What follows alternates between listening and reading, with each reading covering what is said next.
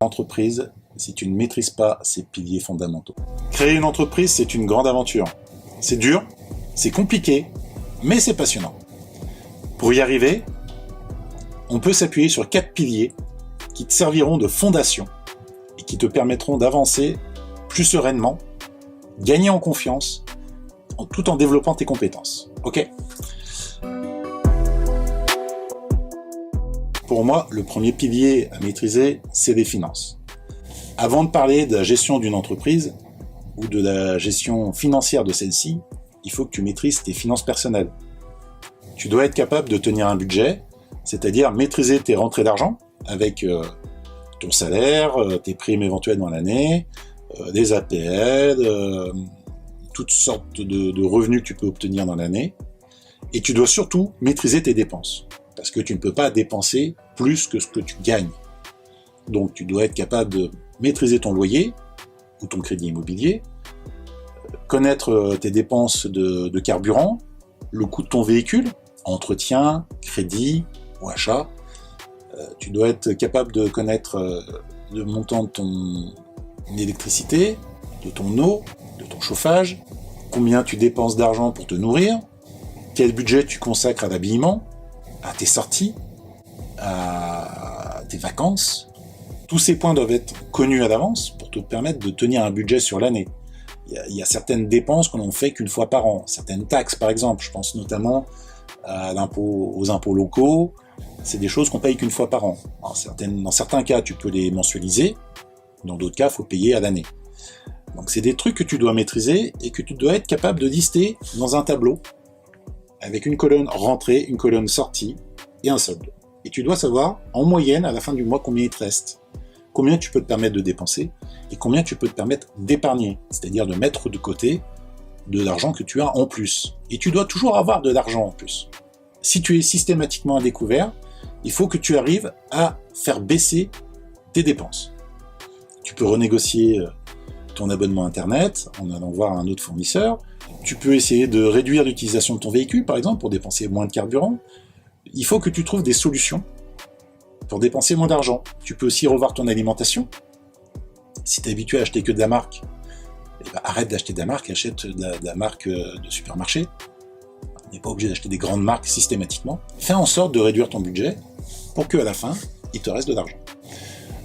Quand on regarde bien le budget d'une personne, il est assez facile de le réduire de 100 €, parfois 200 €, parfois plus. Limite tes achats. Évite de gaspiller d'argent pendant les soldes, à acheter tout et n'importe quoi, à renouveler ta garde-robe toutes les 5 minutes. Use tes habits. Achète de la qualité pour que ça dure. Plutôt que de devoir remplacer tout le temps, optimise tes dépenses. C'est un pilier qui est fondamental parce que tant que tu n'es pas capable de gérer tes finances personnelles, tu es totalement incapable de gérer une entreprise. Parce qu'une entreprise qui ne gagne pas d'argent, c'est-à-dire qui dépense plus que ce qu'elle gagne, elle fera faillite. Et qu'une entreprise qui fait faillite, c'est un patron qui fait faillite. C'est quelqu'un qui s'est engagé sur les dettes de l'entreprise, souvent. Donc si l'entreprise doit de l'argent, par exemple, à l'URSSAF, aux impôts,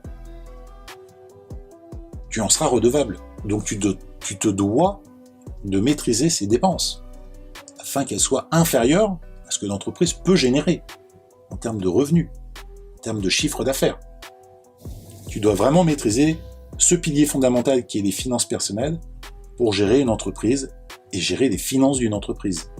Alors bien sûr, quand on monte une entreprise, on peut se faire épauler. Un expert comptable, avoir un associé qui maîtrise les chiffres, mais tu dois quand même savoir ce que tu fais. Tu dois savoir, si tu montes un projet, tu dois savoir combien il va te coûter, combien il va te rapporter, et qu'est-ce que tu dois faire pour qu'il te rapporte suffisamment pour que ça couvre les dépenses et que tu génères un bénéfice. Un deuxième pilier qui est, à mon sens, presque aussi fondamental que la finance personnelle, c'est le fait de toujours apprendre. Tu ne peux pas rester assis sur tes acquis, tu dois toujours suivre les tendances. Alors, je ne veux pas dire par là être à la mode, mais il faut que tu sois capable de détecter les nouvelles tendances sur ton marché. Si par exemple tu te lances en tant que freelance, tu dois suivre ce qui se passe autour de l'intelligence artificielle. Il y a énormément d'outils qui arrivent, qui sont des hacks de gains de temps qui permet d'optimiser ton travail, de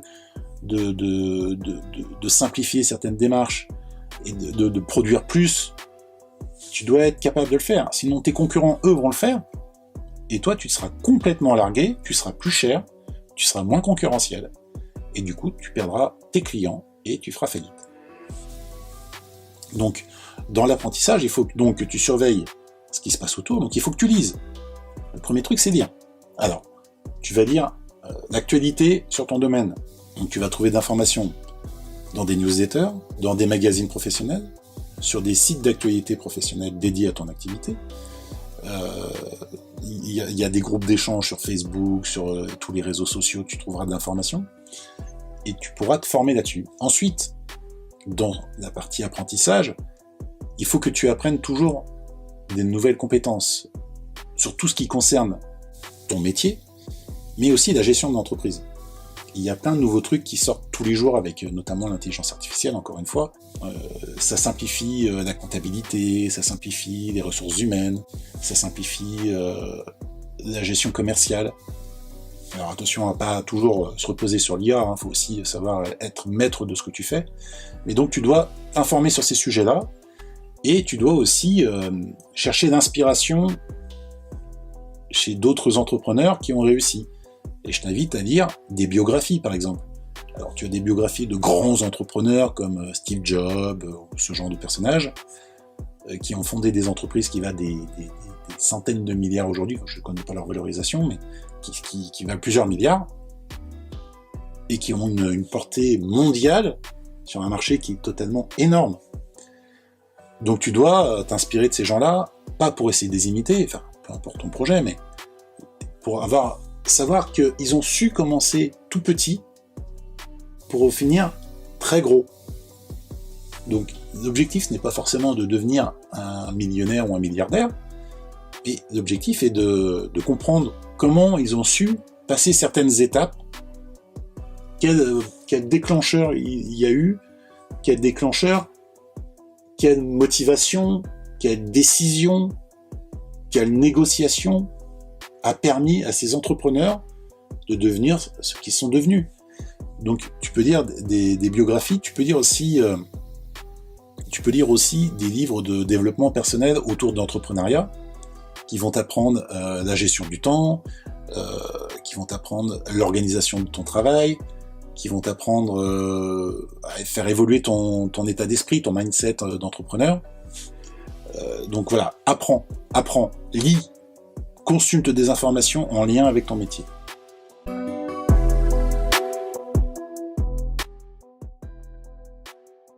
Le troisième pilier fondateur, également fondamental, c'est le choix des statuts juridiques et fiscaux.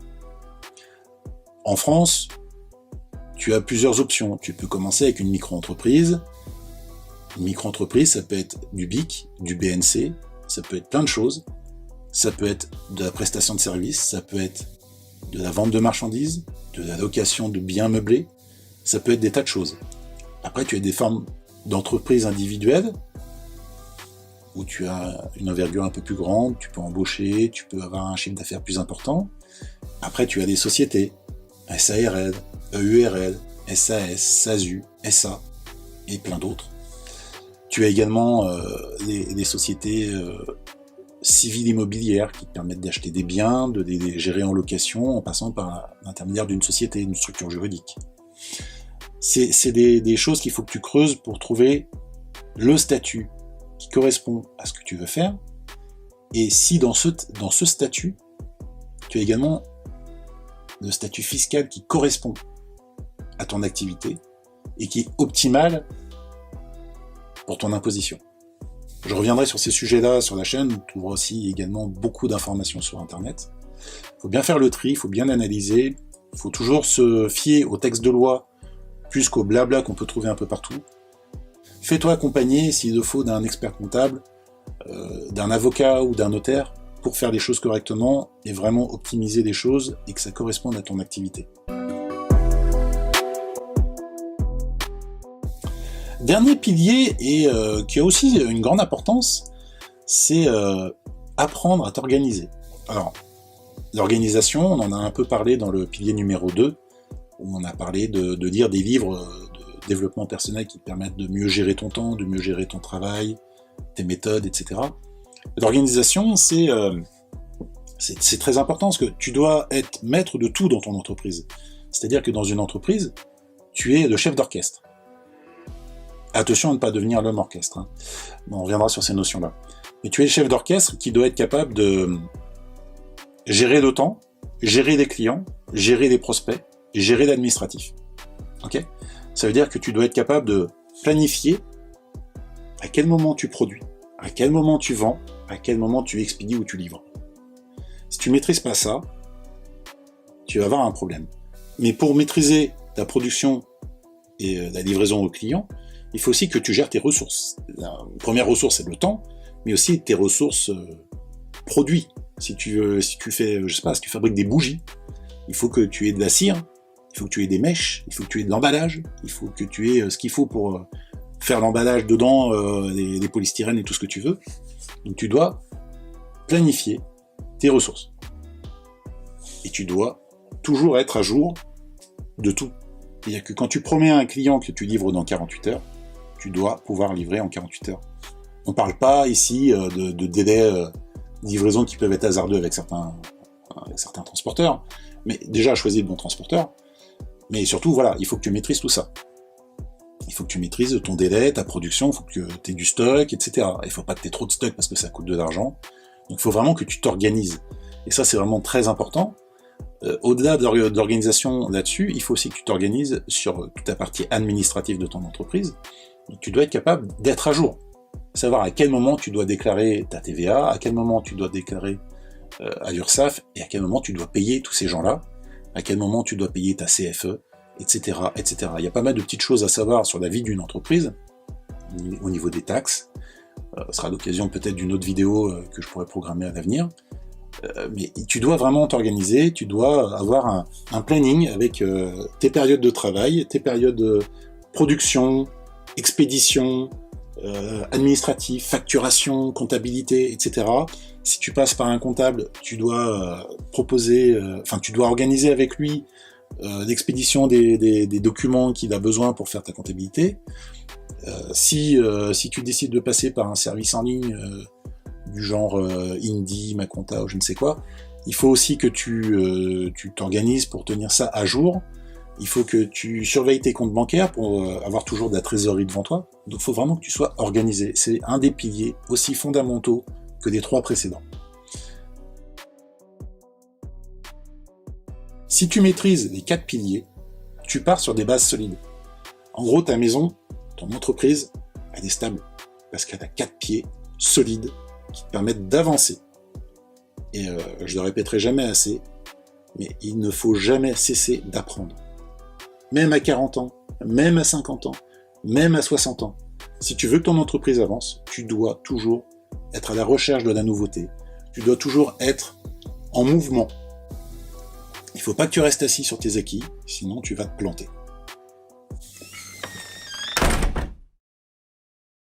En vérité, je vous le dis, créer une micro-entreprise, c'est beaucoup plus simple que ce que vous croyez. Je vous explique ça tout de suite. Bienvenue sur la chaîne des bâtisseurs.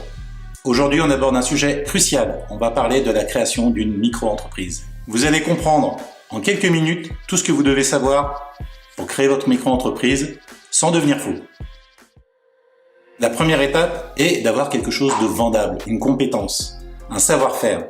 Ça peut être en prestation de service ou dans l'art de trouver des bons produits à revendre au prix parfait. Dans tous les cas, vous devez avoir cette compétence. Ensuite, le deuxième point capital est d'avoir un client, un premier client. On ne peut pas parler d'entreprise tant qu'on n'a pas de client. On doit avoir un produit à vendre, quel qu'il soit, et on doit avoir un client de l'autre côté qui est prêt à l'acheter. Et une fois que vous avez réuni ces deux conditions, il reste une troisième étape, indispensable évidemment, c'est de créer une micro-entreprise. Une micro-entreprise qui vous permet d'avoir un statut juridique et fiscal légal et qui vous permettra donc d'encaisser le paiement de votre premier client. Et la plupart des débutants se plantent parce qu'ils font exactement l'inverse. Ils se concentrent sur 3 points à l'opposé de ces premiers points que je viens d'exposer. Ils vont tomber dans un piège qui va durer des mois, qui consiste déjà dans un premier temps à trouver le nom parfait. Et ça, c'est inutile. Vous pouvez créer votre micro-entreprise en utilisant votre propre nom ou en associant votre prénom ou votre nom de famille à une activité. Par exemple, vous pouvez vous appeler Julien Peinture ou Julien Martin si c'est votre nom. On s'en fiche complètement. L'essentiel est d'avoir un nom simple qui pourra être changé par la suite si vous voulez travailler votre branding pour être plus présent sur les réseaux sociaux et mettre en valeur vos services. Vous aurez tout le temps d'étudier cette question-là par la suite. Le deuxième point, ou plutôt le deuxième piège, c'est de vouloir lancer son propre site internet dès le départ avec une version absolument parfaite. C'est totalement inutile. Personne ne va venir dessus au départ. Personne ne vous connaît. Personne ne vous cherche. Donc, là où il faut vous concentrer, c'est sur les canaux qui vous permettent d'avoir une visibilité immédiate. Le site internet pourra venir plus tard. Il y a des solutions qui sont très simples. Je pense notamment à Wix ou à d'autres systèmes comme je crois Hostinger qui permettent de faire un site internet aidé par l'IA qui permet de réaliser en quelques minutes, un truc très simple, on ne cherche pas à faire un truc super élaboré, pour lancer votre activité. On peut aussi après envisager de revoir la copie et d'améliorer le tout et de faire des choses simples pour se lancer. L'objectif ici, c'est vraiment de faire des choses simples et de ne pas dépenser trop d'argent au lancement avant d'avoir reçu le moindre paiement d'un client. Je ne dis pas qu'il faut rien faire, mais il faut quand même essayer de limiter au strict minimum. Il faut avoir vraiment une vision minimaliste pour se concentrer sur l'essentiel qui vous permettra d'atteindre vos premiers clients. On étudiera tout ce qui est la communication, le marketing et éventuellement la mise en place d'un plus gros site internet avec un référencement du SEO, etc., voire de la publicité par la suite. Mais au départ, faites simple. Et dernier piège extrêmement courant et qui bloque la plupart des projets, c'est attendre d'être prêt. Vous peaufinez tous les détails, vous réfléchissez à votre offre, vous calculez votre tarif, vous évaluez votre marge, vous revenez sur votre tarif, vous redéfinissez votre offre, vous recherchez une autre cible de clients et vous tournez en rond. C'est une espèce de spirale infernale qui ne s'arrête jamais et au final, 3 ans plus tard, vous n'avez toujours rien lancé.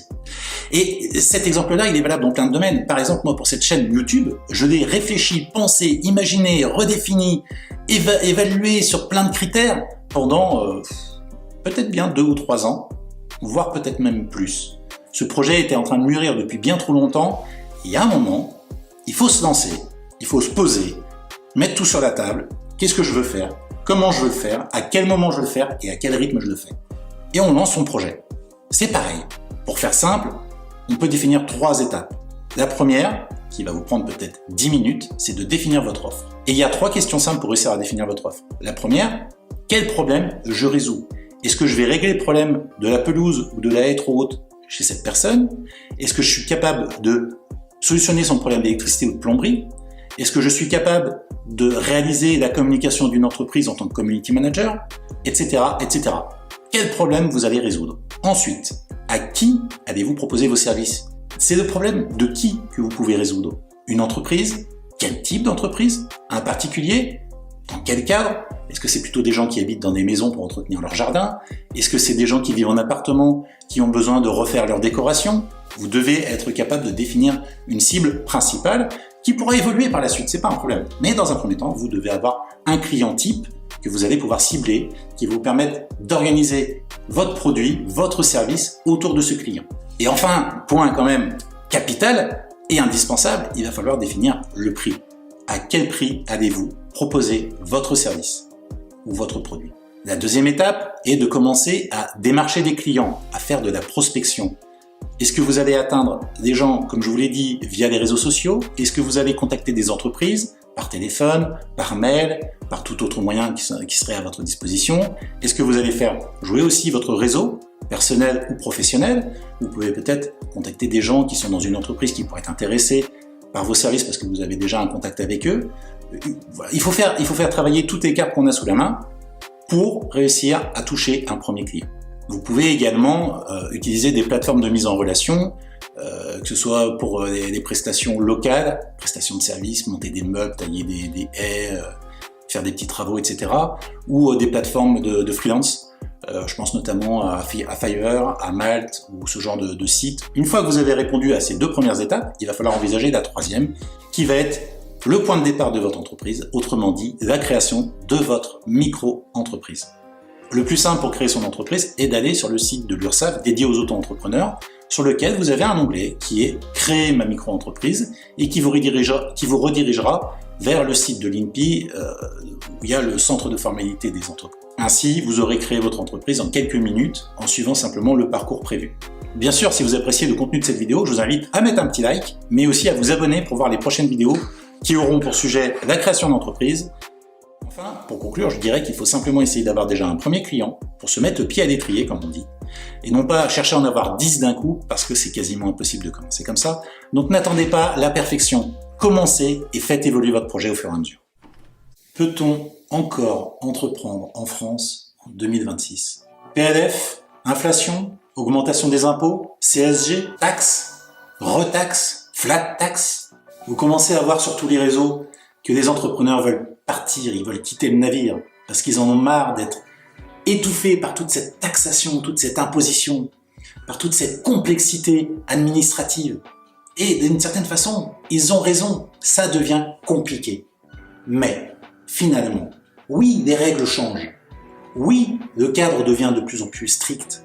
Mais c'est pas pour autant qu'il n'est plus possible d'entreprendre en France. Bienvenue sur Les Bâtisseurs. Aujourd'hui, on aborde le sujet de la création d'une nouvelle entreprise en France en 2026. Est-ce qu'on peut encore le faire? Est-ce que ça vaut encore le coup? Est-ce que le contexte fait qu'il vaut mieux éviter et rester bien au chaud dans un emploi salarié? Entre l'actualité anxiogène, des débats sans fin, des politiques qui se contredisent, le changement de Premier ministre toutes les 5 minutes, et un gouvernement qui nous donne plus l'impression d'aller droit dans le mur qu'autre chose, il est pourtant encore possible de créer une entreprise en France, de la développer, de gagner de l'argent et de créer de la richesse. Le pessimiste permanent dans lequel on vit est juste néfaste, non pas à la création d'une entreprise, mais à votre état d'esprit.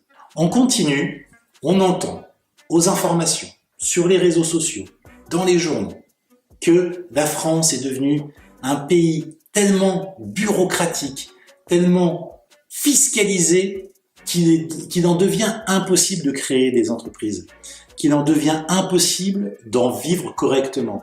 Et d'une certaine façon, c'est pas entièrement faux. Effectivement, on a de plus en plus de taxes, il y a de plus en plus de fiscalité sur plein de sujets. Par exemple, pour l'automobile, la fiscalité a augmenté sur les véhicules de société qui fonctionnent au gasoil ou à l'essence. Vous optez pour des véhicules électriques, qu'on aime ou qu'on n'aime pas, vous avez une fiscalité qui est avantageuse. Il ne faut pas toujours voir le monde en noir, il faut quand même analyser l'ensemble. Il ne faut pas regarder ou écouter uniquement des discours catastrophiques. Il faut avant tout analyser globalement. Mais je crois que ce qu'il faut surtout, c'est accepter que le monde évolue, que la France évolue, que l'Europe évolue. Pas forcément dans le meilleur des sens pour l'entrepreneuriat, mais le monde évolue en permanence, depuis toujours. Donc le cadre change, oui, il faut s'adapter au cadre. Mais il faut surtout faire une chose. Et c'est là le but de cette vidéo. C'est le meilleur conseil que je puisse vous donner si vous souhaitez monter votre entreprise en 2026. Coupez le bruit, concentrez-vous sur votre projet.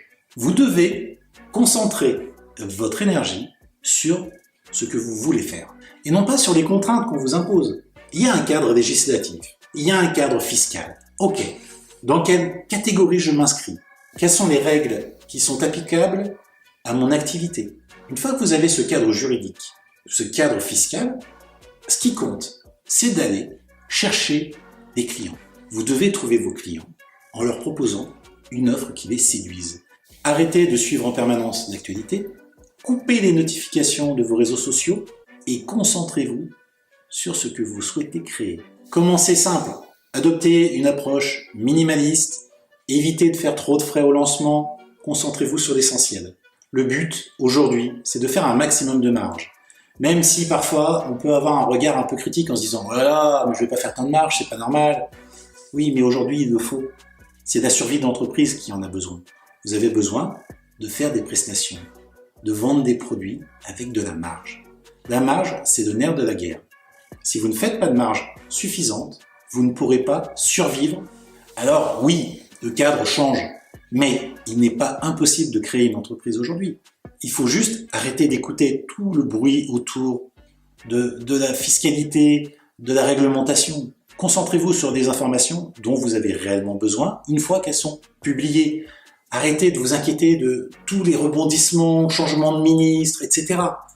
C'est que du bruit, ça. C'est que du bruit. Ce qui compte, ce sont les lois qui sont votées et qui sont applicables. Et c'est ça qui compte uniquement. Que ce soit sur la partie législative ou fiscale, ce sont les seules choses importantes. Vous n'avez pas besoin de suivre les médias pour savoir à quel moment ça va passer, parce que ça change toutes les 5 minutes. Donc concentrez-vous uniquement sur votre projet.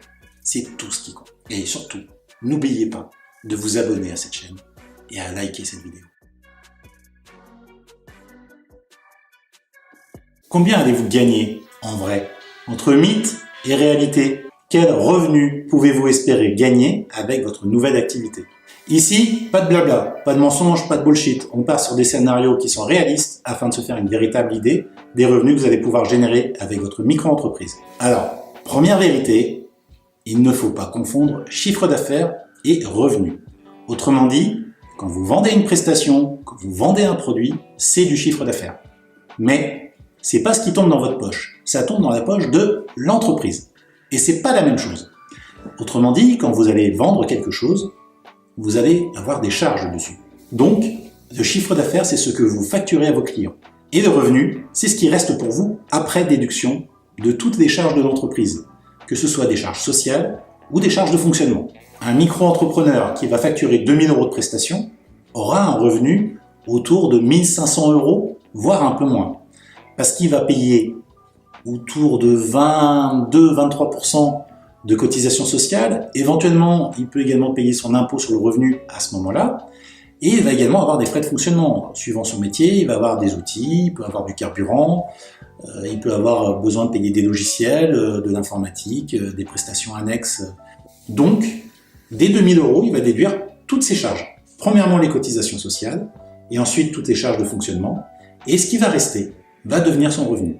Alors, il n'est pas obligé de prendre l'intégralité de ce qui reste comme revenu. Il peut laisser de l'argent sur le compte bancaire de l'entreprise afin de disposer d'un fonds de roulement qui lui permet d'assurer les prochaines dépenses avant que les clients les payent.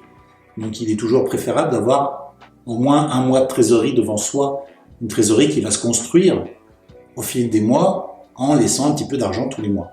Par exemple, si vous avez 2000 € de chiffre d'affaires, et que vous avez, entre les cotisations sociales et vos dépenses professionnelles, 600 € de dépenses, vous allez avoir 1400 € de disponibles, qui pourraient être votre revenu. Je vous invite à laisser 200 € sur le compte de l'entreprise, et à ne prendre que 1200 €. Parce que, au bout de 6 mois, ça représentera 1200 € également, c'est-à-dire un mois de revenu pour vous, même s'il n'y a pas d'entrée d'argent sur l'entreprise. Ensuite, combien gagne un micro-entrepreneur? Ça dépend de comment il fonctionne.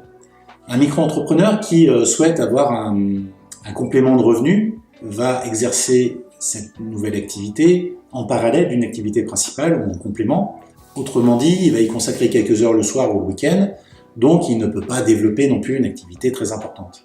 Dans ce cas-là, il va générer entre 200 et 1000 € par mois de chiffre d'affaires et il lui restera environ 120 à 700 € s'il gère à peu près correctement son activité en prestation de service. Pour quelqu'un qui souhaite se lancer à plein temps, par exemple un freelance qui serait, je sais pas, par exemple dans le développement de sites web, dans le graphisme, dans la création de contenu, dans la gestion de contenu sur les réseaux sociaux, etc.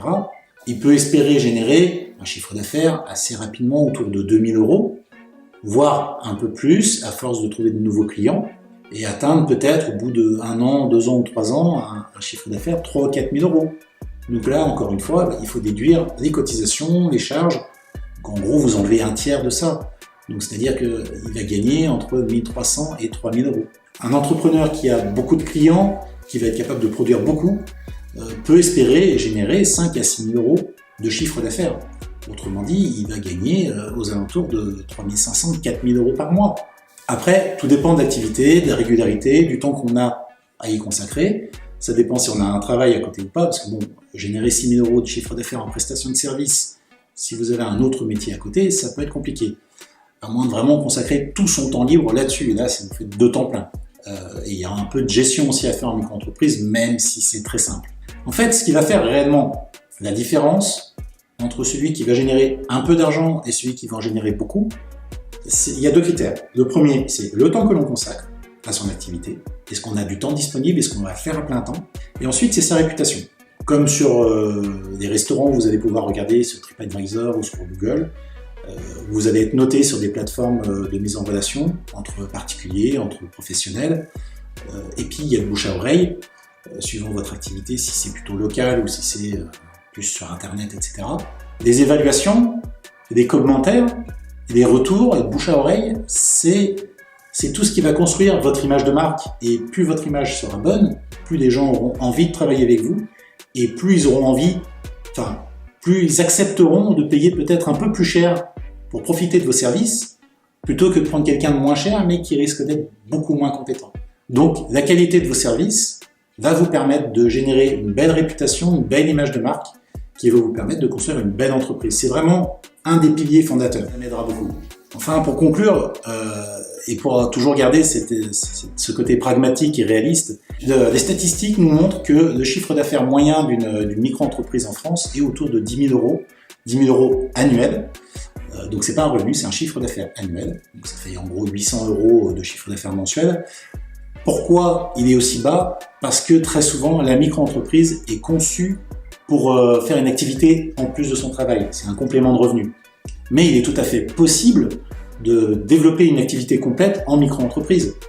Le plafond annuel en prestation de services, par exemple, est à 77 700 euros, ce qui représente pratiquement un chiffre d'affaires de 6 400 euros par mois en moyenne. Donc ça peut générer un revenu supérieur à 4 000 euros net.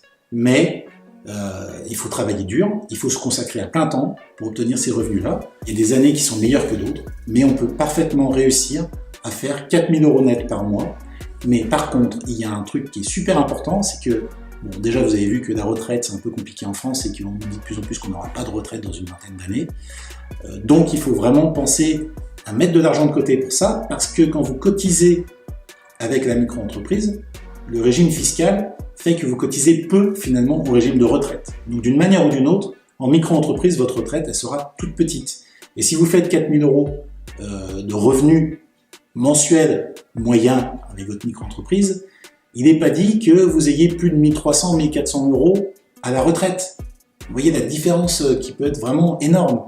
Donc mettez de l'argent de côté, c'est le meilleur conseil que je peux vous donner, mais il est parfaitement possible de bâtir une belle entreprise en partant d'une micro-entreprise.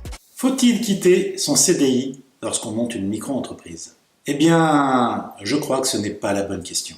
La bonne question serait plutôt « Quand dois-je quitter mon CDI ?»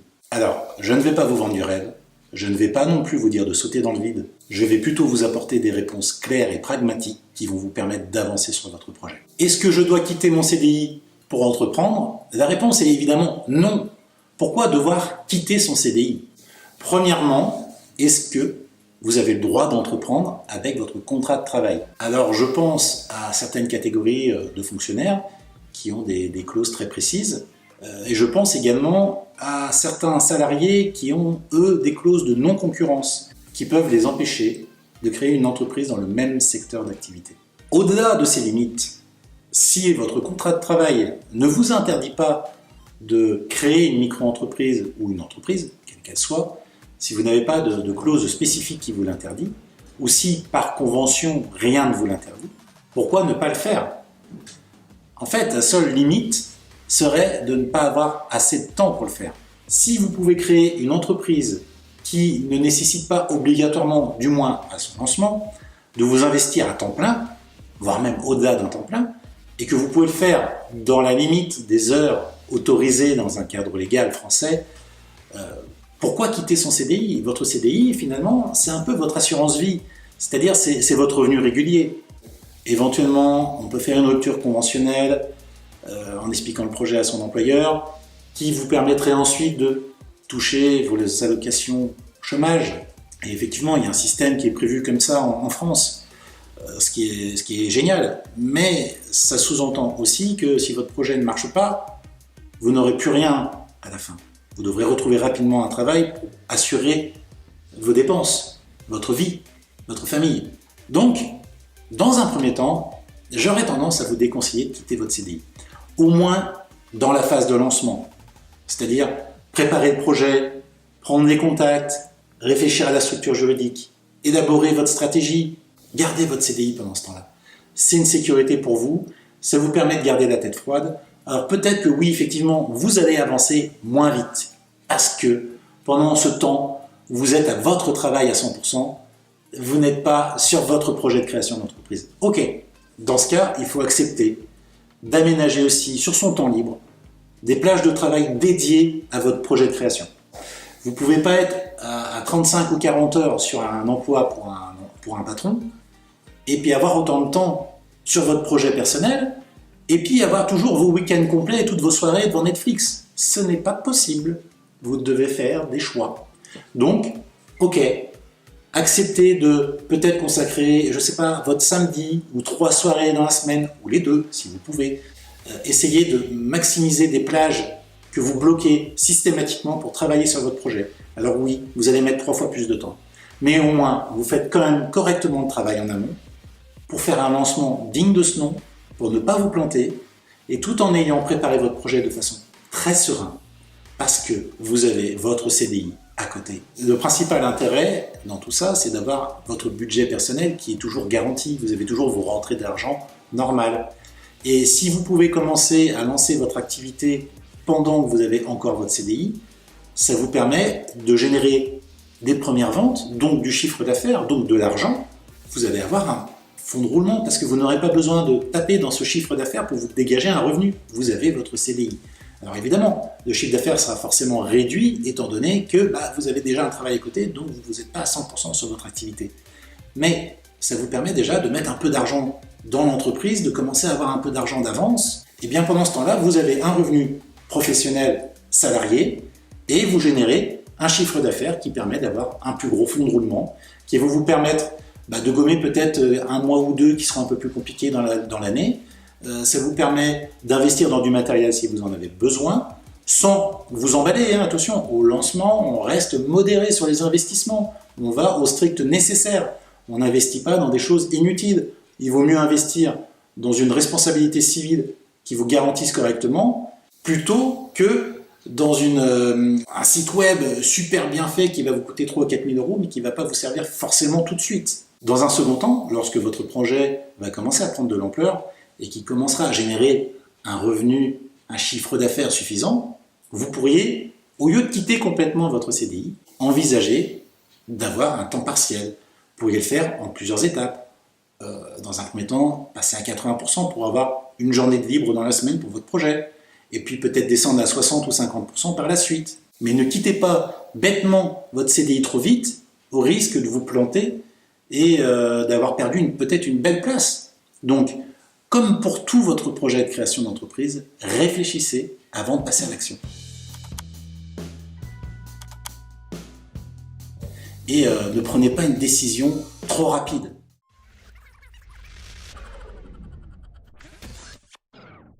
Vous avez déjà regardé des dizaines de vidéos sur le sujet, vous avez suivi des formations, vous avez exploré différentes pistes, mais vous n'avez toujours pas créé votre entreprise, vous n'avez toujours pas établi votre projet. Vous êtes dans la spirale infernale. Aujourd'hui, on va parler d'une espèce de vis sans fin, si vous voyez l'idée, une espèce de cercle infini. Vous l'avez compris, je vais vous parler un peu d'une sorte de procrastination. Vous avez décidé d'apprendre une nouvelle compétence, donc vous vous formez. Mais vous ne passez jamais à l'action, parce que vous n'êtes jamais satisfait. Et en même temps, vous avez cette espèce de syndrome de l'imposteur. Autrement dit, vous avez l'impression de ne jamais être assez formé, de ne jamais être capable de faire les choses ou de ne jamais être capable de délivrer un produit issu de votre propre création. Comment se sortir de cette espèce de vis sans fin, de spirale infernale, pour enfin passer à l'action? La première étape pour se sortir de cette espèce de spirale infernale est de faire un simple bilan. En gros, les signes concrets, c'est premièrement, vous avez des carnets pleins d'idées, mais vous n'avez rien fait d'autre. Du coup, vous collectionnez les idées, des tas de projets, des tas d'objectifs, mais il ne se passe rien. Vous connaissez la théorie, mais vous ne l'appliquez jamais. Et finalement, vous attendez toujours un peu plus parce que vous n'êtes jamais vraiment prêt. Syndrome de l'imposteur classique. Mais si vous ne vous lancez jamais, vous n'avancerez jamais. Si vous cochez au moins 2 cases de cette liste, vous êtes en plein dedans. Il n'y a aucun doute. Alors, comment se sortir de cette spirale infernale? Il y a 3 étapes simples aussi à faire. La première, c'est apprendre, effectivement. Apprenez une compétence. L'étape 2, c'est d'appliquer immédiatement. N'attendez pas d'avoir tout vu sur le sujet pour appliquer. Appliquez immédiatement. Troisième étape, une fois que vous avez essayé, corrigez-vous, évaluez vos erreurs et recommencez. Recommencez ce cycle. Et ainsi, vous allez progresser. Vous ne pouvez atteindre votre objectif que si vous essayez, si vous réitérez. Passez à l'action. Si vous voulez en apprendre plus sur la création d'entreprise, je vous invite à vous abonner à la chaîne et également à liker cette vidéo. Ça vous permettra de trouver rapidement les prochaines vidéos que je vais publier sur le sujet et de continuer à développer vos compétences. Pas juste en regardant, mais aussi en appliquant tout ce que je peux vous expliquer. Ne prenez pas tous mes conseils au pied de la lettre. Appliquez, testez, réitérez, modifiez, évoluez. Aujourd'hui, on va parler du Winter Arc et on va essayer de développer les différents points qui peuvent vous permettre de progresser rapidement grâce à cette petite astuce. Alors, qu'est-ce que le Winter Arc ? Le concept, c'est de s'isoler au chaud, chez soi, ou à un endroit où on peut être un petit peu tranquille, pour travailler sur ses objectifs, se concentrer pendant cette période un peu plus froide, sur ce qu'on a vraiment envie de mettre en place, de développer, et en même temps, c'est aussi anticiper un peu les bonnes résolutions de la nouvelle année, c'est-à-dire plutôt que d'attendre le 1er janvier pour dire « Allez, cette année, je me mets au sport, je fais du régime, je monte mon entreprise, je vais rencontrer des gens, ou je vais apprendre une nouvelle langue », eh ben, on profite d'une période préparatoire, en quelque sorte, qui va nous permettre de, déjà, d'une, définir les objectifs, c'est-à-dire sur quoi on veut travailler, qu'est-ce qu'on veut améliorer chez nous, de deux, se faire une sorte de plan, c'est-à-dire, voilà, première semaine, je vais travailler sur ce point-là, ça me permettra d'atteindre ce niveau-là. Deuxième semaine, je vais travailler sur ce deuxième point qui va me permettre, en cumulant avec le premier, d'avoir déjà ces deux compétences en plus, et ainsi de suite. Alors l'idée, c'est pas non plus de vouloir tout révolutionner, tout changer d'un coup, ça paraît compliqué.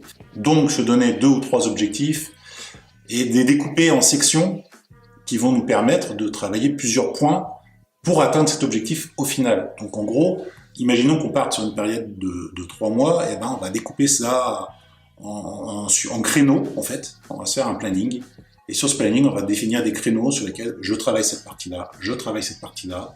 Je concentre, par exemple, le lundi, le mercredi, le vendredi à cet objectif numéro 1, et puis je vais prendre le mardi, le jeudi et le samedi sur l'objectif numéro 2, et pourquoi pas, imaginons, l'objectif numéro 3 sera travailler un peu le mercredi et un peu le dimanche. C'est un objectif secondaire qui est un peu moins important, par exemple, donc on peut mettre un peu moins de temps dessus. Alors, ça ne veut pas non plus dire je quitte mon boulot, je me fais un arrêt de travail ou je ne sais pas quoi. Non, ça veut dire qu'on profite de ne pas sortir, de ne pas aller boire un verre en terrasse, de ne pas faire des barbecues avec les copains, pour développer nos compétences qui nous permettent d'atteindre un nouvel objectif. Et les objectifs, ils peuvent être vraiment variés. Voilà, ça peut être donc faire un régime pour se remettre en forme. On peut se mettre au sport, ou se mettre à un nouveau sport. Vous avez peut-être toujours rêvé de vous mettre à la natation. Si vous avez une piscine chauffée à proximité, ça peut être une bonne idée. Ça peut être se mettre à la musculation, acheter quelques haltères et puis le faire chez soi. Ça peut être des tonnes de choses. Apprendre à cuisiner. Commencez à apprendre à cuisiner. Avec le Winter Arc, vous allez pouvoir atteindre des objectifs, vous allez pouvoir le faire progressivement, sans vous mettre la pression. C'est-à-dire, si par exemple, l'idée c'est de perdre 10 kilos, toutes les semaines vous allez monter sur la balance, et puis vous en aurez peut-être perdu qu'un, et puis vous allez vous dire, encore 9, et puis au bout de 2 semaines, vous aurez peut-être perdu que 1,5 finalement, encore 8,5, et vous allez perdre la motivation. Donc là, on découpe ça en tronçons. On va se dire, voilà, première semaine, c'est un peu plus facile de perdre du poids, je perds 1 kilo. La deuxième semaine, je perds 500 grammes, et ainsi de suite, jusqu'à la fin de la période où j'atteindrai les 10 kilos. En fait, il faut essayer de s'améliorer un petit peu progressivement, et donc c'est l'effet cumulé, ni plus ni moins. L'effet cumulé, c'est de se dire, si je progresse d'1% chaque jour, ça ira beaucoup plus vite pour atteindre un objectif à 100% que de faire 1% une fois, et puis dans 3 mois essayer de recommencer, et du coup on aura peut-être oublié ou perdu les compétences qu'on avait acquises, et puis on repart à zéro en fait, et en fait on est toujours à 1% de mieux, alors c'est toujours ça de prix, mais on revient toujours à zéro. Alors que si on cumule au fur et à mesure sur une période donnée, avec un plan strict, adapté et surtout réaliste, eh ben, on peut atteindre un objectif rapidement. En 2 mois, vous allez atteindre les 100% parce que vous aurez bossé sérieusement votre plan tous les jours. Et vous aurez appliqué ce que vous avez prévu. Il faut faire très attention là-dessus. Il faut que vous réalisiez un plan qui soit envisageable. Il faut que ce soit réaliste. Si vous mettez, allez, je perds 10 kilos la première semaine, en même temps, je range tout mon garage, je refais toute la peinture du salon, et je vais commander des meubles chez Ikea, et j'installe tout en même temps, bon, il y a un moment, faut être un peu réaliste, ça va être tendu. L'effet cumulé, c'est pas tout changer radicalement en une fois. C'est vraiment mettre un rythme pour faire une progression continue et ininterrompue jusqu'à ce que l'on atteigne l'objectif. Ah oui, tant que j'y pense, si vous aimez ce genre de contenu, n'oubliez pas de vous abonner à la chaîne et de mettre un petit like sur cette vidéo. Merci. Au final, le Winter Arc, c'est juste un concept, une méthode qui va vous permettre de progresser, d'atteindre vos objectifs. On y va pas après pas, on essaye de faire des choses qui sont atteignables et réalistes. On se donne des petits objectifs pour atteindre un grand objectif. Sur ce, je vous souhaite un bon Winter Arc et surtout n'oubliez pas de vous abonner pour voir des prochaines vidéos sur le sujet. Le Winter Arc, l'arc hivernal. On voit ça partout au début d'automne sur les réseaux sociaux, en particulier sur YouTube, mais ça a l'air d'être magique. Et si c'était magique au point de vous permettre de monter votre entreprise? Aujourd'hui, on va parler du Winter Arc et on va parler du Winter Arc appliqué à la création d'une entreprise. Alors, je vous ai déjà expliqué le concept du Winter Arc dans une première vidéo. Donc, en gros, l'idée, c'est de prendre la période hivernale, la saison d'hiver, Winter Arc, pour se focaliser sur 1, 2 ou 3 objectifs et découper ça en plusieurs étapes pour faire une progression qui vous permet d'atteindre l'objectif final. Ok ? Est-ce qu'on peut appliquer ça à un projet de création d'entreprise? Bah oui, carrément en fait. C'est même la bonne solution. Profiter d'une période de l'année où on est un peu moins sollicité, c'est carrément la bonne période pour se concentrer sur un nouveau projet. Et un projet de création d'entreprise, vous l'imaginez bien, ça ne s'improvise pas en 5 minutes. Alors, comment faire avec le Winter Arc? Donc, la première étape, c'est de clarifier votre projet, c'est-à-dire d'en définir les contours. Qu'est-ce que vous allez faire? Vous voulez monter une entreprise. Ok, mais une entreprise de quoi? Qu'est-ce qu'elle va proposer? Où elle va le proposer? Et comment elle va faire pour le proposer? Est-ce que c'est une prestation de service? Est-ce que c'est de la vente de marchandises? Est-ce que, je sais pas, il y a des millions de choses qui sont envisageables? Est-ce que c'est de l'artisanat? Est-ce que, voilà. Bon, qu'est-ce que vous allez faire? Donc, première étape, définir votre projet. Qu'est-ce que vous voulez faire? Une fois que vous savez à peu près ce que vous voulez faire, il faut réfléchir à comment vous allez le faire. Est-ce que vous allez vendre, par exemple, vos services directement auprès des gens, c'est-à-dire porte-à-porte, sur des marchés, à l'occasion d'une foire, etc. Canaux de distribution. Est-ce que vous allez utiliser Internet? Est-ce que, alors oui, vous allez utiliser Internet, mais est-ce que vous allez avoir votre propre site Internet qui vend? Est-ce que vous allez plutôt vous concentrer sur de la communication sur les réseaux sociaux pour amener les clients vers vous, pour réaliser des prestations directement sur leur site Internet, etc. Comment allez-vous atteindre vos clients? Ensuite, une fois que vous savez comment atteindre vos clients, vous allez pouvoir, par exemple, définir votre stratégie de communication. Et oui, c'est pas tout de savoir où est le client. Il faut savoir comment l'atteindre et comment le séduire. Donc, il faut réfléchir à vos arguments, c'est-à-dire qu'est-ce qui est intéressant sur vos produits ou prestations, qu'est-ce qui fait qu'on peut vous faire confiance, qu'est-ce qui fait que votre positionnement tarifaire est adapté à ce que vous proposez face aux concurrents, qu'est-ce qui fait qu'ils vont vous choisir vous par rapport à vos concurrents. Alors l'idée, je le dis tout de suite, c'est pas de dénigrer les concurrents, c'est plutôt de montrer que vous êtes capable de faire un truc que vos concurrents ne savent pas faire, ou qu'ils ne proposent pas. Attention, hein, on peut facilement glisser d'un côté ou d'autre, donc le but c'est pas de dénigrer les autres, c'est plutôt de montrer son niveau de savoir-faire. Une fois que vous avez défini tout ça, vous allez devoir définir le budget, c'est-à-dire évaluer ce dont vous avez besoin pour faire fonctionner votre entreprise à son lancement, et ce dont vous allez avoir besoin, vous, pour manger et vous loger. Vous pouvez faire un side project, c'est-à-dire créer votre entreprise en parallèle de votre activité professionnelle actuelle. Attention aux restrictions, à la concurrence, certains contrats de travail ne le permettent pas, donc faites bien attention, bien vérifier. Limite, si vous n'êtes pas certain, consultez des personnes compétentes, que ce soit l'inspection du travail, que ce soit un avocat éventuellement s'il le faut. Faites les choses correctement. Ou alors, vous pouvez le faire pendant une période, soit pendant une période de vacances, ou bien une période où vous êtes par exemple sans emploi, chômeur, et vous avez le droit à une allocation chômage qui vous permet de vous concentrer vraiment à 100% sur ce lancement, et du coup de bien le préparer et de bien le lancer parce que vous êtes vraiment disponible. Et vous avez un revenu qui tombe grâce au système français. Donc l'objectif global de votre Winter Arc appliqué à la création d'entreprise, c'est d'avoir le temps de préparer une stratégie complète qui part de l'idée jusqu'à la création d'entreprise, avoir 2 ou 3 mois pour le faire, suivant ce que vous voulez faire, bien sûr, tout est relatif. Ça peut être largement suffisant pour construire un projet viable qui tient la route, avec un budget qui soit réaliste. Prévoyez plus de dépenses et moins de rentrées, quitte à être juste à l'équilibre. Et si vous pouvez faire mieux, vous rentrerez plus d'argent et peut-être que vous dépenserez moins, mais au moins vous ne faites pas l'effet inverse qui vous entraînerait directement à la faillite et à une situation compliquée. Et d'ailleurs, si vous voulez plus de contenu sur la création d'entreprise, vous voulez comprendre certaines notions, etc., n'hésitez pas à vous abonner à la chaîne, je suis en train de préparer plein de vidéos sur le sujet, elles sont peut-être déjà en ligne quand vous verrez celle-ci. Profitez également de ce moment pour planifier les étapes qui vont suivre après le Winter Arc, les étapes qui vont suivre après la création du projet, les premiers mois, vers qui vous allez vous tourner, comme prestataire, comme fournisseur, comme client que vous pouvez approcher, etc. Essayez d'avoir une vision assez large pour ne pas vous retrouver dès lancement la tête dans le guidon, comme on dit, à courir comme un fou, et puis ne pas avoir une vision long terme. Vous devez toujours avoir une vision de développement quand vous avez une entreprise. Vous ne pouvez pas stagner. Parce que si vous stagnez, il y a un moment, les charges elles continuent d'augmenter, et puis vous, votre revenu, il va peut-être se stabiliser, peut-être qu'il va augmenter légèrement, mais ça va être dur. Il y a un moment où, voilà, vous voyez, il y a un basculement, et quand vous commencez à être en négatif, ça commence à sentir pas bon. Donc vous devez toujours aller chercher des nouveaux marchés. Toujours, une entreprise, c'est fait pour être développée. Une entreprise, c'est pas fait pour stagner. On commence petit, on progresse, et on va le plus loin possible. En résumé, ce Winter Arc entrepreneurial, c'est le fait de se donner les moyens de développer son projet, d'appliquer une stratégie, de découper le plan en plusieurs sections pour réussir à avancer, à cumuler une progression pour atteindre son objectif et vraiment lancer son projet.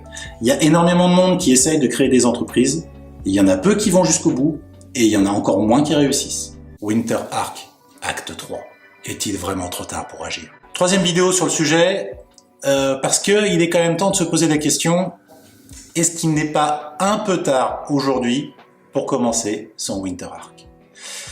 Le concept voudrait qu'on commence à partir du mois de novembre. Novembre, décembre, janvier, limite février, et puis au mois de mars, au printemps, on est prêt. Ok, mais en fait, n'oublions pas un truc. Le Winter Arc, c'est le concept de s'isoler pour approfondir des compétences afin d'atteindre des objectifs. Ok, est-ce que on est réellement obligé de faire un Winter Arc? Non, on peut très bien faire un Spring Arc. Et pourquoi pas aussi un Summer Arc? Parce que en fait, ce qu'il faut, c'est être dans la bonne période selon notre propre emploi du temps. Parce que si vous êtes saisonnier par exemple et que vous travaillez certaines périodes de l'année, par exemple l'été sur des plages et l'hiver dans les stations de ski, peut-être qu'au printemps et à l'automne vous avez du temps libre. Et c'est peut-être à ces moments-là que vous allez pouvoir réaliser votre arc hivernal. Est-ce qu'il n'est pas trop tard? Eh bien non. Il n'est pas trop tard parce que simplement, il suffit de passer à l'action. Alors que vous vouliez mettre en pratique vos bonnes résolutions, que vous vouliez améliorer votre physique, que vous vouliez créer votre entreprise, ou que vous ayez n'importe quel autre projet, je sais pas, apprendre à faire de la cuisine, apprendre une nouvelle langue, apprendre à faire de la plomberie, à devenir électricien, peu importe, choisissez le moment dans l'année où vous avez une période de creux, où vous avez plus de temps libre, plus de disponibilité pour travailler sur 1, 2 ou 3 objectifs importants pour vous. Ce qui compte, c'est de se fixer des objectifs qui soient réalistes et atteignables et de se motiver. On profite d'une période calme, on profite de l'effet cumulé, c'est-à-dire de s'améliorer un petit peu chaque jour qui permet d'atteindre des sommets si on est vraiment assidu à cette méthode. Et on peut le faire n'importe quand, il n'y a pas de limite. Donnez-vous les moyens de vos ambitions. Vous voulez vous améliorer? Vous voulez parler couramment anglais à vos prochaines vacances, à l'été prochain? Eh bien, commencez maintenant. Partez de vos acquis, évaluez vos besoins, structurez votre méthode, faites un plan d'action et passez à l'action. Le plus dur, c'est de passer à l'action. Entre la motivation du début, la discipline qu'on essaye d'appliquer et la perte de celle-ci, peu importe la saison. L'essentiel, c'est de se concentrer pour avancer vers ses objectifs. Que vous vouliez créer une entreprise, vous mettre au sport, faire n'importe quoi, projetez-vous sur votre objectif final et imaginez les étapes nécessaires pour atteindre cet objectif. Visualisez l'objectif et définissez les différentes actions à mettre en place avec un calendrier en face. Tel jour, je travaille là-dessus. Telle semaine, j'approfondis ce sujet. Tel jour, je passe à l'application manuelle, s'il le faut. Si vous devez manipuler un outil, par exemple, passez à l'action en définissant un calendrier précis avec des objectifs qui soient réalistes. Parce que se fixer des objectifs beaucoup trop hauts, en disant « ouais, je vais faire ça », et puis arriver au bout et dire « bah en fait, j'ai pas envie ». Eh ben non, faites quelque chose, décomposez-le en étapes, en petites étapes, en sous-étapes. Planifiez sur 3 mois, planifiez en dessous par mois, planifiez ensuite par semaine, planifiez ensuite par jour. Et s'il le faut, et si vous avez du temps, planifiez en demi-journée ou par heure. Donnez-vous les moyens de vos ambitions. Rappelez-vous que l'effet cumulé, c'est magique si on l'utilise à bon escient. C'est-à-dire, c'est comme dans la finance. Avoir un taux de 1%, c'est nul. Mais si c'est un taux journalier d'1%, les intérêts composés, ça va super vite. 1% par jour, c'est 81% de gains en 60 jours. C'est 3778% d'augmentation sur une année complète. Effet cumulé, c'est-à-dire le premier jour, c'est 1%. Donc, on rajoute 1%. Le deuxième jour, ça fera 1,01 et ainsi de suite. En fait, à la fin, c'est exponentiel. Enfin, ça l'est même depuis le début, mais ça devient tellement énorme que les gains sont vraiment progressifs. Et comment comprendre l'effet cumulé sur un objectif à atteindre, comme par exemple apprendre une langue ou faire de la musculation? En fait, il faut prendre des mesures, il faut mesurer votre niveau de départ. Vous connaissez, par exemple, faites un test. Par exemple, vous êtes niveau A1 en anglais, c'est-à-dire que vous connaissez un certain nombre de mots, je ne sais plus combien c'est, ça doit être 600 mots, 1000 mots, et bien vous allez peut-être réussir à atteindre le niveau A2 au bout d'un mois. Vous aurez peut-être atteint le niveau B2 au bout de 2 mois. Alors j'exagère peut-être un peu sur la progressivité, mais l'idée elle est là. Si vous faites du sport, par exemple faites de la musculation, mesurez vos biceps, mesurez vos bras, mesurez votre tour de taille si vous faites du régime, notez votre poids, et vous verrez qu'au fur et à mesure, au début vous n'aurez perdu qu'1 kilo, et la semaine d'après vous aurez peut-être perdu 500 grammes, mais en tout vous avez perdu 1,5 kg. C'est cumulé. Et à la fin de l'année, quand vous aurez fait tout ça, vous aurez peut-être perdu les 20 kilos que vous avez en trop. C'est super important. Donc vous devez vraiment miser sur l'effet cumulé et sur la segmentation de votre objectif. Vous devez décomposer en étapes, en sous-étapes, pour réussir à atteindre, au bout du compte, votre véritable objectif. Se fixer la barre trop haut au départ, c'est quasiment un échec garanti. Par contre, si vous avez un but et que vous arrivez à mettre des petites étapes pour atteindre ce but, chaque marche qui sera franchie vous rapprochera du but. Je vous recommande d'appliquer le concept du Winter Arc à n'importe quelle période de l'année, dès lors que vous avez des objectifs qui sont vraiment importants pour vous et que vous souhaitez vraiment les atteindre. Quel que soit l'objectif, vous pouvez en faire 2 ou 3 en même temps. N'en faites pas trop. Trop d'objectifs tue l'objectif. Ok? Alors, planifiez, préparez et profitez de l'effet cumulé et passez une très bonne année 2026. Même si vous regardez la vidéo au mois de janvier, au mois de mars, au mois de juin, peu importe la date, le concept s'appliquera à n'importe quelle période où vous pouvez vous concentrer sur un objectif à atteindre, sur une période qui vous permet de développer vos compétences en profitant de l'effet cumulé.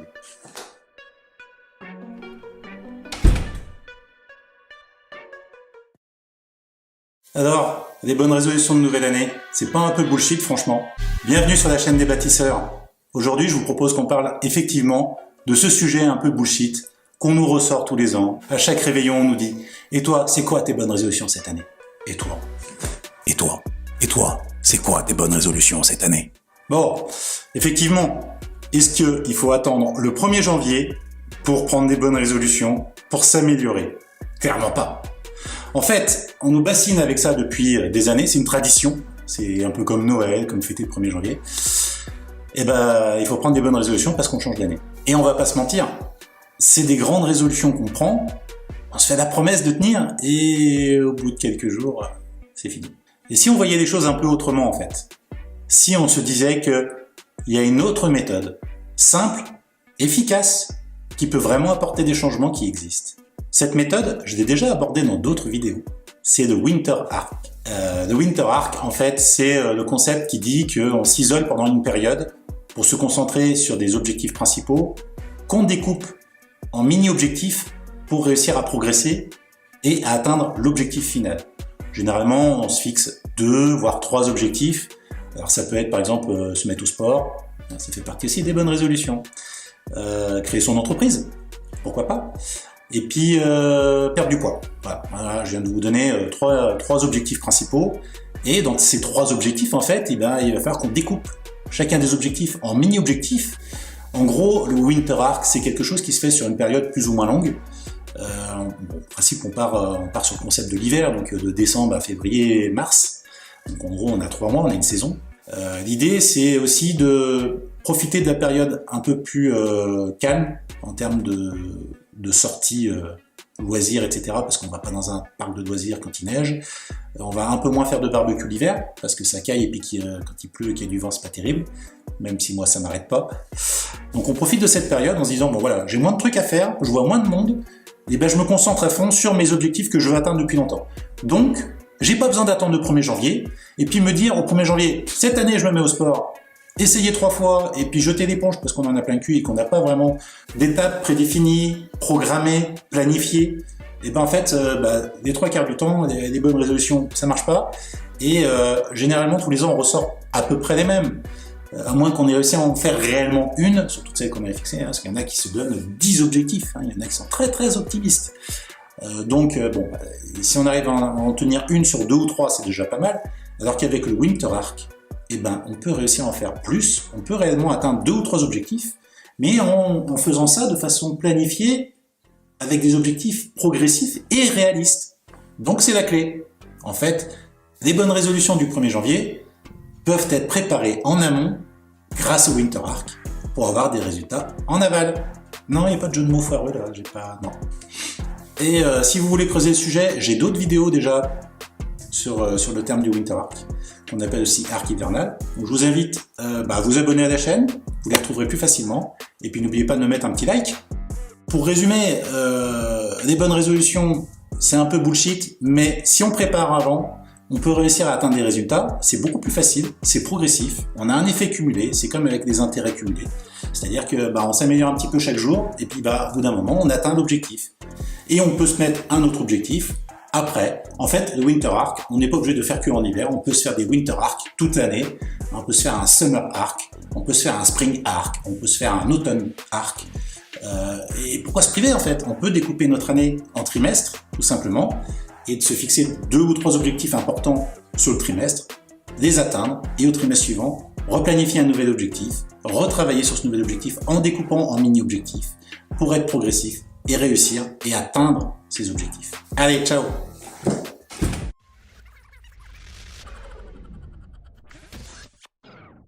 N'attends pas le 1er janvier, ou le début du mois prochain, ou lundi. Commence dès maintenant. Je vais t'expliquer ici comment réussir à réaliser tous tes objectifs, même si tu manques de motivation ou que tu n'arrives pas à te discipliner. Dans toutes tes vidéos de développement personnel, tu vas voir des tonnes de spécialistes qui vont te dire oui, il faut se motiver, il faut faire ci, il faut faire ça. Et la motivation, en fait, au début, elle est super haute quand tu prends une décision qui te paraît importante. Par exemple, te remettre au sport ou faire un régime ou lancer ton entreprise. Il y a des choses qui te paraissent super importantes, donc tu es hyper motivé au début. Mais quand tu commences à te mettre en route, que tu commences à faire ce qu'il faut, t'arrives sur un plateau, et puis après quelques jours, le plateau il commence à descendre de l'autre côté, et il y a un moment, en fait, t'as plus de motivation. C'est quelque chose de courant quand tu décides par exemple de t'inscrire à la salle de sport 1er janvier. C'est des bonnes résolutions de début d'année. Tu te dis, bon, allez, il est temps, il faut que je me remette en forme. Alors je vais aller m'inscrire dans la salle de sport en bas de la ville. Et je vais y aller au moins 3 fois par semaine, comme ils disent sur internet partout, il faut faire au moins 3 séances, prendre un peu de repos entre 2 et tout. Bon, ok, je fais ça bien. Je regarde plein de vidéos, je regarde des exercices qui peuvent me correspondre, je regarde un petit peu ce que je veux obtenir comme résultat, je me pèse, je me mesure, je prends toutes les infos qu'il faut. Ok, super. Tu arrives, tu vas à la salle de sport, tu t'inscris, super, il y a une promotion début d'année, et oui, qu'est-ce qu'on ferait pas pour motiver les gens? Donc super, tu pars sur ta bonne résolution et tu commences à faire des exercices, tu comprends rien, tu t'énerves, tu te fatigues très vite, tu vas avoir un peu les coachs qui sont sur place, ils t'expliquent, hop, un nouveau pic de motivation, il t'explique un peu comment tu dois faire tes exercices et tout. T'es content, tu avances. Et puis au bout de quelques jours, ça devient un peu barbant, t'en as plus envie. Et tu dis, ouais, bon, bah, j'y vais pas aujourd'hui, j'irai demain. Et puis le lendemain, bah, t'y vas pas non plus. Et puis tu te dis, ouais, c'est pas grave, j'irai la semaine prochaine, je me repose quelques jours, et puis je repartirai bien motivé. Et puis la semaine d'après, bah, tu n'es toujours pas motivé. Bon. Alors là, on va te dire, ok, en fait, il n'y a qu'une seule chose à faire. Quand tu n'as plus de motivation, il faut que tu te disciplines. C'est-à-dire, il faut que tu t'obliges à le faire. Ok, bon, alors tu vas t'obliger. S'obliger à faire quelque chose, ça veut dire qu'on le fait un peu contre notre volonté. La discipline, c'est un peu ça, c'est s'imposer de faire quelque chose, et de faire de façon récurrente. Donc on reprend notre exemple de la salle de sport. Si tu décides de te discipliner, au bout de 2-3 jours, tu te dis, bon, allez, tant pis, j'ai pas envie, mais j'y vais quand même. Tu y vas, tu te forces, et puis tu fais une mauvaise séance, c'est désagréable, et puis tu y retournes le lendemain, tu refais pareil, et puis tu te laisses 2 jours de pause, tu retournes, et puis au bout de 15 jours, t'en peux plus, t'en as ras-le-bol. Qu'est-ce que tu fais? Tu laisses tomber. Qu'est-ce que tu peux faire à la place? C'est là qu'intervient le hack ultime. Et alors, bon, c'est un peu claquant comme nom, mais en fait, c'est tellement simple, tellement évident, qu'une fois que tu vas le savoir, mais tu te diras, mais évidemment.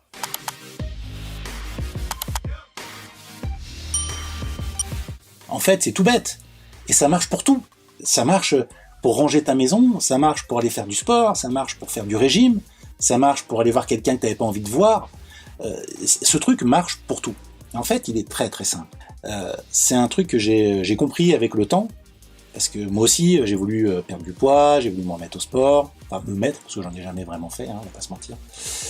Et du coup, ce truc, une fois que je l'ai pigé, et je m'en suis rendu compte de façon mais très bête, le truc, il est tellement basique que c'est vraiment le hack ultime que tout le monde peut faire. C'est accessible à n'importe qui. Que t'aies 10 ans, que t'aies 70 ans, que t'en aies 50, que tu sois maigre, gros, que tu sois un homme, une femme ou ce que tu veux, il n'y a pas de limite sur ce truc. C'est vraiment tout bête. Je m'en suis rendu compte, j'ai découvert ce truc en m'imposant une routine le matin. C'est-à-dire, alors bon, je vais pas te faire 5 heures du mat et tout ça, c'est pas mon truc. C'est plutôt le fait de me lever, de mettre la machine à café en route, de décongeler du pain, tu prépares le petit-déj, tu fais 2-3 trucs en même temps. Et en fait, je m'en suis rendu compte en me disant, ah tiens, quand en attendant que mes enfants soient prêts à prendre le petit déjeuner, en fait, j'ai le temps de vider le lave-vaisselle. Putain, je vide le lave-vaisselle, mais ça c'est fait. Et en fait, je fais ça, et puis une fois que j'ai vidé le lave-vaisselle, je vois qu'il y a 2 trucs qui traînaient, qui tenaient pas la veille au soir dans le lave-vaisselle. Il y a une casserole qui traîne dans l'évier, j'ai pas envie de la faire à la main, je la mets tout de suite dans le lave-vaisselle qui a été vidé. Tu vois, hop, j'ai fait 2 actions. Et ça m'a pris 3-4 minutes à tout casser. Et là, en fait, tu découvres le truc. Et tu te rends compte, simplement, que quand tu commences à faire un truc, tu te mets en route. Donc, le hack ultime, en fait, il est très simple. C'est de se mettre en route. De commencer par faire un petit truc. Tu vois, moi, le matin, je vide mon lave-vaisselle. Du coup, il y a un truc qui traîne, je remets dans le lave-vaisselle. Puis je vois, je sais pas, n'importe quoi qui traîne. Tiens, la planche à découper le pain est remplie de miettes, je vais la vider. Hop, t'enchaînes des petits trucs comme ça, et en fait, tu les fais, mais sans te forcer. Mais c'est le fait d'avoir commencé une première action qui va te permettre de passer à la deuxième, à la troisième. Et ça, tu peux le décliner sous toutes les formes. Prenons un deuxième exemple, le sport. Personnellement, je fais du sport à la maison. Bon. Il y a des jours où j'ai pas envie. Ça m'arrive assez souvent, j'ai pas envie. Donc, il y a 2 options. C'est soit je passe à l'action, soit je laisse tomber. Comment passer à l'action?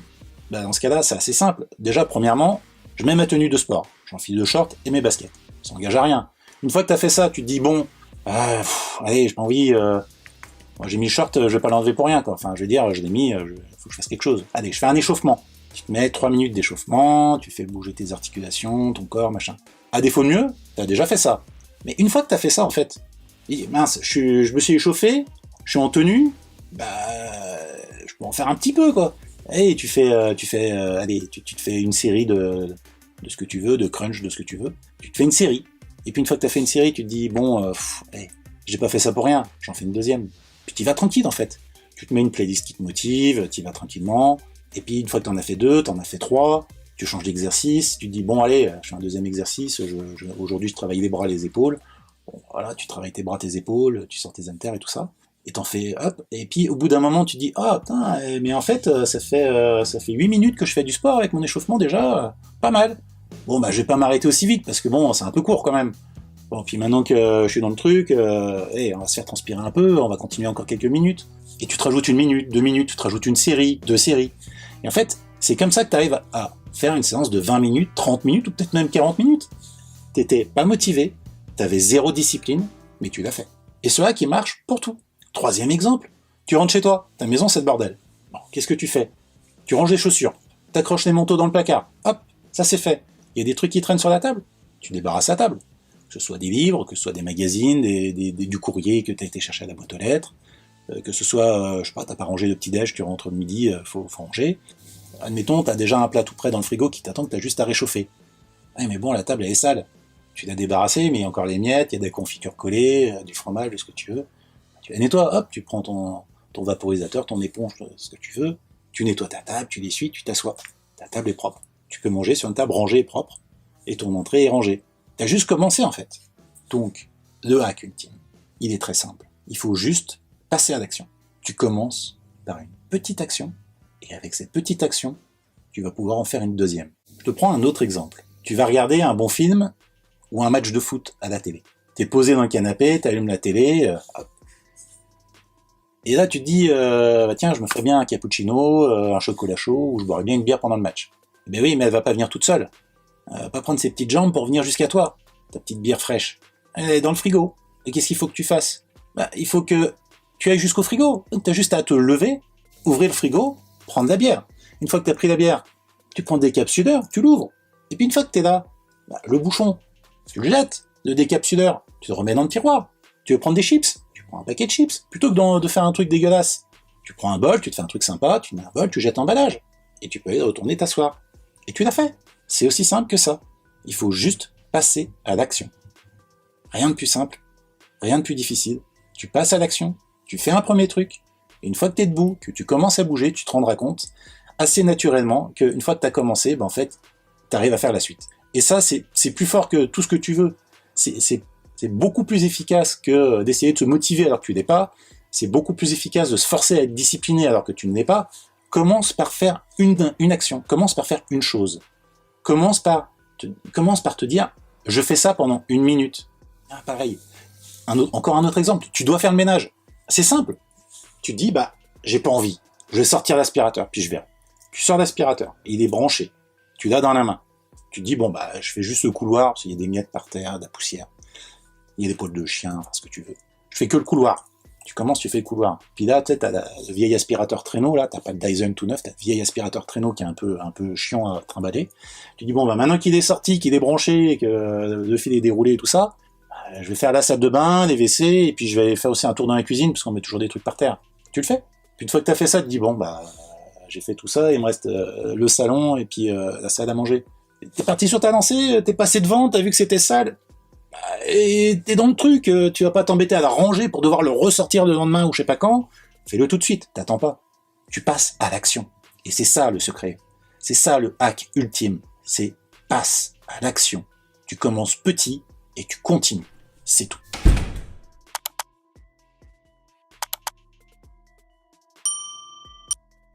Tu ne peux pas créer ton entreprise si tu ne maîtrises pas ses piliers fondamentaux. Créer une entreprise, c'est une grande aventure. C'est dur, c'est compliqué,